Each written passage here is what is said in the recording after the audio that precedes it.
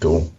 Sweetness. All right. Hello, and welcome to the Rock Metal Podcast. I'm your host, John Harris. Right now I'm being joined by Tino of Pinehill Records because we are going to have a special Power Talk episode today. This may lead to a Power Talk series. Who knows? But our mutual acquaintance, Val, who loves freshly baked blueberry muffins. And I know this because I made them, and Val said, can I have the recipe? So I emailed her, Tino, the recipe for blueberry muffins. She said she made them. She said they were great. Maybe we'll post it in the show notes down below. How are you? How are you, Tino? Welcome to the show. I'm doing good, man. I'm better now that I know that. That's for sure. Perfect.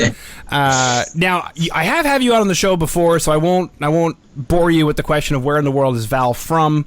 Because you'll know the answer. But for everybody listening in, I work with Val for the last couple of years, and nobody knows where she lives in the world. So I like to ask that question because it's kind of fun. And I figured if we jab at Val for the first 3 minutes of the episode, at least she'll be happy. Absolutely. Sweet. So what initially I wanted to get out of, chatting with you, Tino, from Pinehill Records, is to get a glimpse into what happens in the music industry on the record company side, because I think it is something that bands find very elusive. They know they want to deal with a record company. They've heard bad things about record companies over the years. The sharks and suits kind of thing. And then that role, I think, has changed considerably, at least over the last 20 years, definitely over the last 30 or 40 years. Recently I had a band on from the 80s, Europe, and hearing them talk about the differences between being on a record label in the 80s, flying around on a private jet, compared to being on a record label now, you're like, no private jet. Not even the same world. No, not even. That doesn't even sound like Earth. So take us through Pinehill Records. How did you start Pinehill Records? What is Pinehill Records? It's a record label that I run myself in the adjacent room right over there. I started it because I had to, not because I wanted to. I had done like little labels before when I was younger and whatnot. And I was got to the point where I was putting out my own band stuff again, and needed, I didn't want the back of the record to be blank, so I kind of made that up, and then I started putting out other bands' releases and more, and I didn't really think I was going to put this much time into it, but here I am. Yeah, okay, so that's a really good point, is you did it because you had to. You didn't think that it was going to be that time-consuming. Take us through what you just said there, because you had to do it, so take us through that. I think you mentioned you didn't want the back of the CD to be blank, so maybe expand on that. Why is that so important? And go ahead. Sorry. Go ahead. And is that still important today with Spotify and Apple Music being such a big thing? Yes and no. I mean, it really depends on what kind of scene you're in. Everything today is just this horrible free for all. I mean, it can be in a great way, it can be in a really bad way. I don't know. There's no path of anything anymore. So I mean, nothing really matters anymore. That's kind of the sad truth. I mean, being on the right record label can totally help you. Yeah, absolutely. It kind of depends on what the label can do for you. And in going back to your question, I didn't want it to be blank. I wanted to actually do something. I wanted to be able to trade it and distribute it and do all that stuff. And it's better when there's some formality behind that versus if you hit up a distributor and you're like, hey, carry my stuff. It's like, okay. But if you're a decently established small indie label that has a catalog, that's a lot more appealing. So I kind of figured that would be a better route to take. Okay, that makes sense. So catalog, if you have a catalog, you get more available to you.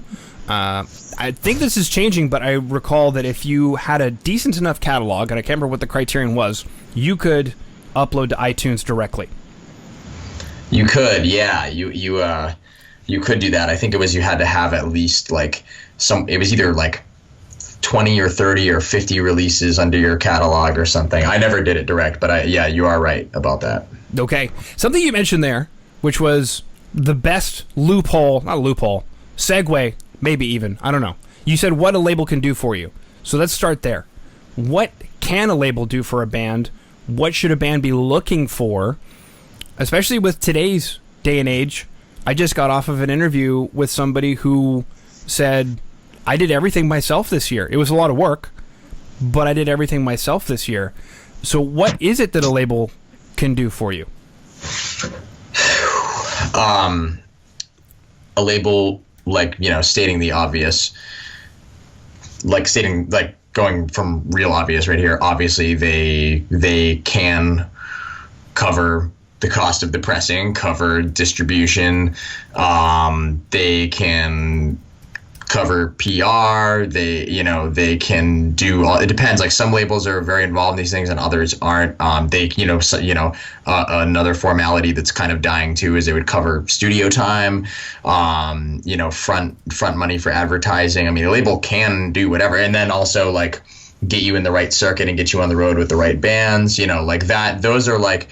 It takes a lot of money to do that shit, and there's like, that's just diminishing because, I mean, there's no return. I mean, you're pressing 300, 500 records. I mean, what the hell is that? Like, you're like, you make more money.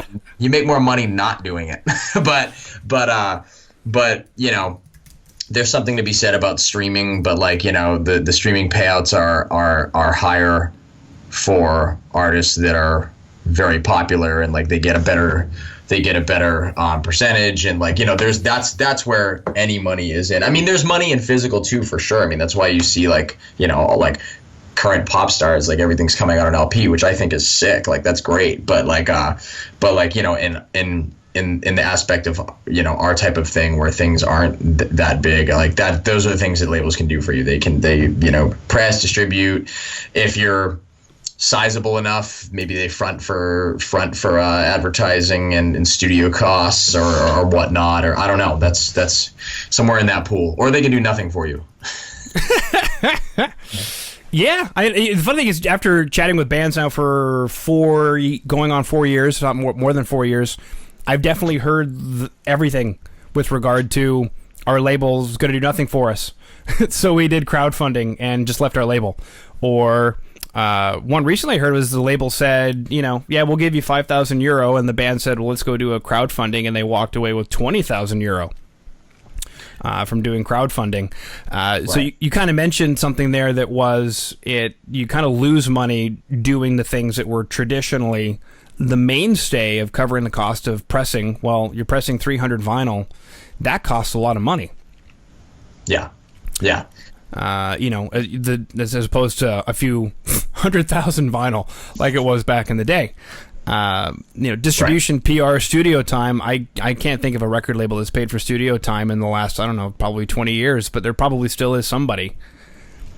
So. There's some labels, like some labels that are like that made money in the 80s that like still have that money left, and they're doing. They're fronting. They're not giving. They're fronting. They'll like some. But I mean, yeah, that's way less common. But one thing that should be pointed out too is like, I mean, and you hear non-musicians talk about this shit all the time. But like, especially in like, should be pointed out to bands and to non-musicians is like, people need to back the fuck off as far as what they expect, because they're like, oh, the label should be able to do. Yo, you're not worth a penny. Like, you're making me lose money. Like, who the hell do you think you're lucky I even want to put your shit out. Like that's how labels, that's how it is. Like, I understand, because I'm at the forefront of this shit. It's like bands need to like back off as far as what they expect. Like as far as all this treatment, because the bands that they listen to that are 30, 40 years old, that they got that treatment and they think that that's coming for them. It's like, yo, that's dead. And people that aren't, people that, oh, you should be getting royalties. Like, you don't know shit. Like, get royalties for what? Like, I mean, no one, just, you hear that all the time. Like, people think that things are still glamorous, and they just do not realize how it is. Things are so glamorous. Back to what I said earlier, when I had, and it's not Europe, that I had on the show, but it was members of Europe who said, we used to fly around on a private jet on company money, on record label money. And you mentioned some royalties there, paying for studio time. I think I learned in recording school something about the label would pay for these things, but it was due back to you, or due back to them out of royalties, but those royalties were coming in because there were record sales. Mm-hmm. Exactly. So logistically, if we chat about that, a band listening in right now is upset. They're stomping their fists. They're upset. They ran out of Mountain Dew Code Red. They're super upset. Why aren't the royalties coming in? Okay, so if they want a record label to issue them, I don't know, let's say $100,000, so they can go into the studio for, 3 months, which is something that doesn't happen anymore anyway. But let's say 3 months, they go into the studio. This is funny to talk about now, right? I know.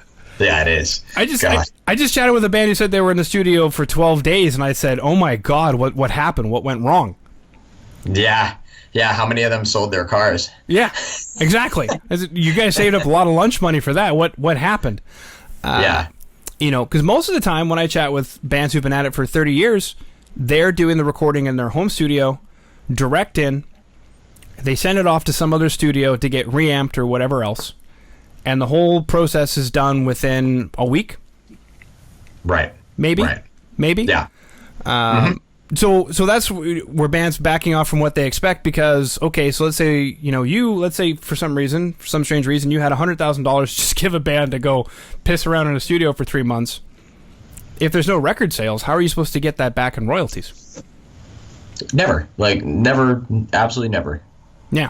You're I mean, the only hope is streaming, but I mean, if the artist isn't popular enough, even if it's a decent popular, indie artist that's mid-size or like underground popular, I mean, it's still not even going to come close to cutting it. Not even close. Yeah. Now, that brings me to my next question is, what should bands do then? Because I think a question that's floating in my mind, I'm pretending that I'm a band right now who's just now getting it. And then like, oh, one of those Byzantium Jesus posters, I've got an aura around my head. I'm getting it now. If I'm going to do all of it myself, what do I need a record label for? And I guess the kind of preceding that question is, as a band, what should I be doing to get a record contract? Oh, man, there's no black and white answer anymore. I mean, first of all, if you don't care about what you're doing enough, you should just stop. That's the first piece of advice. Just skip all this bullshit and go do the cubicle job thing and just live the normal life. Because that's the way out of this that you might want to think about first. If you decide to actually pursue it, then. Dude, getting on, being one of the slim bands that gets hooked up with a label, it's pretty much you got to be you gotta smoke the joint with the right guy. That's the only format that I'm seeing. It's just people who have friends. But also you should be pushing, touring, showing effort, which so many bands don't want to do because it costs money and time and it's not safe and easy. What else? To attract label attention. That's really it. You got to know the right people and you got to work hard and fucking hope. And your shit's got to be good. Your content's got to be excellent and unique, and you've got to do your thing out there and get connected with the right person. That's all you can. If you're trying to get label attention. If you're going to do it all yourself, prepare for a lot of work, but you really better know what you're doing as far as pressing and distributing and dealing with everything, which you can do, but it's going to take a lot more of your time, which you can spend doing other things for the band. So that's something to think about. Mm-hmm. And something you mentioned was not every label is the same, and there really is no path going forward. And that reminds me of something that Chad Kroeger said. He was asked something the last time Nickelback released an album about, would you want to be a new band today? And he said, hell no. When we started, we knew what the path was. I have no idea how to make it in the record industry right now without having already been Nickelback kind of thing. So that kind of resonated with what you had said. How does a band then shop around? What kind of questions should they be asking? What kind of contract should they be looking for, or how do they determine that this label is right for them?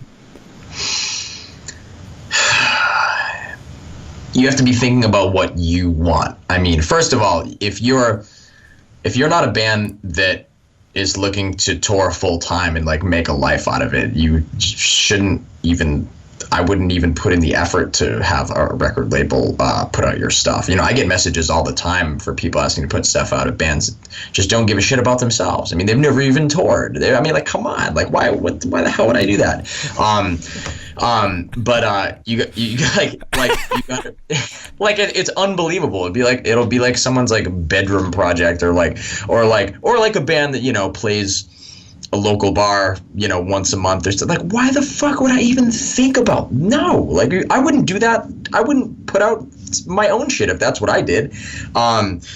But anyways, yeah, you gotta like, you gotta think about what you want, and then you gotta really observe the very few record labels that are fit the criteria of the path that you want, and then good luck contacting them. Good luck getting anyone to listen. And you got, I don't know, but a lot of, which labels can put us on the road here, which labels can connect us with this, or, you know, you gotta figure your path and narrow down who can actually do something. That's what's going to help you, because I've made lists of labels before, and I have a big list, and then once I look down of like what actually makes sense, there's like 3 labels, and that's it. Yeah, and you gotta smoke joints with them. Yeah. Or send them blueberry muffin recipes. That one works too. Yeah. That's how I got this call. Something you mentioned was the touring business, and that takes me into 2020, where there was no touring business, and touring companies are going to be, if they're still in business, registering some red ink on their tax forms this year. So take us through that. How has the record label gone this year? How has it changed things that you do?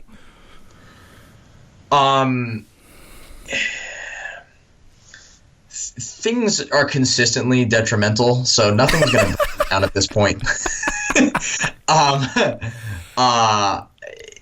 Yeah, you know, I've done it. It hasn't made it easy in terms of like, okay, like our stuff, like my band's stuff, like it only moves when we're on tour. Period. So that has definitely sucked. So what I've done to make up for it is I've just done a lot of like heavily discounted packages of merch, and like really included some bonus stuff just to get things moving. But yeah, it's been a lot of loss, but I'd rather do that than just chill with a bunch of records and not be on tour this entire year. I mean, we were only able to make it out for 1 month before this thing started, so things were moving decently during that. But yeah, so that's kind of how I've been dealing with it. I wouldn't say it's from an internet order standpoint, I wouldn't say it's any worse or better than a normal year, but I would say as far as the ability to not physically push during a tour, that is definitely a noticeable flaw. Okay, cool. Now, I've been coming across a lot of bands that have, I don't know what to call them bands necessarily, but releases that have shot up this year from people who've never even met. Never mind, they've never gone on tour. And even myself, when I was in lockdown and I was out of work for a few months, a friend of mine out across the other side of the country, he and I started working on stuff. We've never been in the same room before, and we're just like working on stuff. Who knows if it's going to go anywhere, but we've been working on stuff. And some of those gigs have been getting quote-unquote record contracts. So does this kind of change the game a little bit? Because I know touring is pretty massive. And obviously it'll come back eventually, but does this change some things and what the kind of criterion record companies are looking for potentially? I don't know as far as that goes. I mean, I think there's, for the right act, if you're an established act with a pretty decent following, I mean, there's definitely money in the live stream type thing. I mean, I think that's going to be a thing that will be sandwiched in with touring, with exclusive packages and stuff like that for like, you know, people that can't make it to the show, that live, you know, in other parts of the world and all that stuff. I think that, you know, but I don't know how much we would see of like record contracts coming from specifically just streaming. I mean, unless it's something that like blew up and has a psychotic amount of plays, and like they're getting a lot of attention. If there's attention on it, wouldn't surprise me if there's some sort of label interest. But other than that, I mean, I think the main thing is going to be regular touring. Okay. Like, Yeah, makes sense to me. Cool. Now, something else that our Blueberry Muffin Lady wanted us to chat about was Zygote's 1991 record, A Wind of Knives, being reissued by our dear friend Tino here at Pinehill Records. So let's go ahead and touch on that. How did that happen? Why is it happening? Is this band touring in 2020? What's going on? No, this band's been broken up since like 91. Yeah, no, that was a project formed. Those 3 out of the 4 of those guys are from a bigger band called Amoebics, who are a very influential band in the punk and metal scene. Great band, and it's an album they formed after that band broke up in the late 80s, and that's the only album they did. It never got pressed here. I've been listening to the album for half my life now, and I've always really liked it, and I figured it'd be a good time to put it out and bring it here. And it was a pretty easy setup. I mean, I contacted them, and it made sense to them, made sense to me, and so we did it, and that was that. And it's been cool. It's just it's always fun to put out something you've been listening to for like a good part of your life, and yeah, that's really all I can say about it, I guess. I mean, is that since it's something you've listened to for the majority of your life? I know that when I'm backstage chatting with a band that I've listened to for 25, 30 years, and they're sitting there in front of me, and I'm like, was there a bit of that with this release? It was. I mean, maybe if I met them in person more, but I mean, it was just cool. Like, I was just pretty stoked as soon as it was like locked into place. Like, it was like I was just pretty happy about it, and and it seemed like they were too. Again, I've never met them in person or anything, but yeah, there's a bit of like, oh shit, cool, like it's legit. Mm-hmm. So. Cool. Very, very cool stuff. Is there anything else that you wanted to chat about, Tino? I mean, oh, sure. But to go there, probably not. Yeah, I mean, I guess, all I can say is just, thanking people that have, been following the label and supporting the label, because there have been some good people that have followed it the entire time. I mean, they have every release I've put out, which is sick. It's still a very very ugly world in that department, and I've got. The label's going to be around for a while because I've got a lot of promises out to people, and a lot of things coming up, things that I want to do. It's not a money project, it's a passion project, and like there's a lot of stuff that I love that it needs to come out on wax, and like it's gonna suck for the pocket, but it's gonna be good for the mind. So I guess that's all that matters in the end, right? It sounds almost like you're running a podcast. Jeez Louise. Yeah. That's my favorite question. Oh, how much do you make for doing a podcast? Like stress and free time away from my wife, and I don't know what else. Yeah, right. That's funny that someone would ask you that question. Oh yeah, how much you making off this sick podcast business? Like, yeah, you're really reading too many of those 5-point blog posts. Stop it. Yeah. Yeah. Beautiful. Okay, well then that concludes my questions. Tino, thank you so much for coming on to the Rock and Roll Podcast for this. You're the first Power Talk series. I think it went well. How do you think it went? I think it went just splendid. Splendid. Perfect. And then we talked about Blueberry Muffins, Val, Zygote, Pinehill Records. I think it's cool. I think I'm going to do it again, and I'll let you know when this airs. Okay. Awesome. Well, one second. I accidentally hit stop before you said thank you for taking the time, so we'll go a formality here. I hit record again. So thank you, Tino, for coming on and sharing your knowledge and wisdom with all of us here at the Rock Metal Podcast. I don't know about wisdom, but thanks for taking the time.